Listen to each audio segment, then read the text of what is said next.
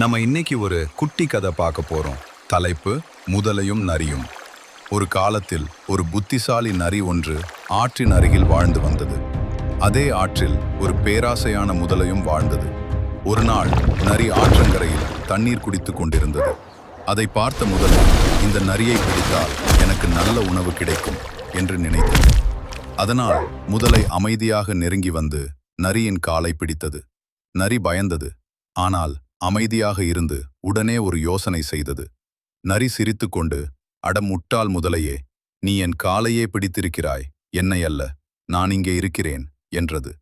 முதலை குழப்பமடைந்து தனது பிடியை தளர்த்தியது. புத்திசாலி நரி உடனே தப்பித்து ஓடிவிட்டது. சில நாட்கள் கழித்து முதலை மீண்டும் முயன்றது. இந்த முறை அது தண்ணீரில் மறைந்து இருந்து மீண்டும் நரியின் காலை பிடித்தது. மீண்டும் நரி சொன்னது, அட முட்டாள் முதலையே, அது என் கால் இல்லை, ஒரு குச்சிதான். முதலை அதை நம்பி விட்டுவிட்டது. நரி மீண்டும் தப்பித்து ஓடியது. இறுதியில் முதலை நரியை பிடிக்க முடியாது என்பதை புரிந்து கொண்டது.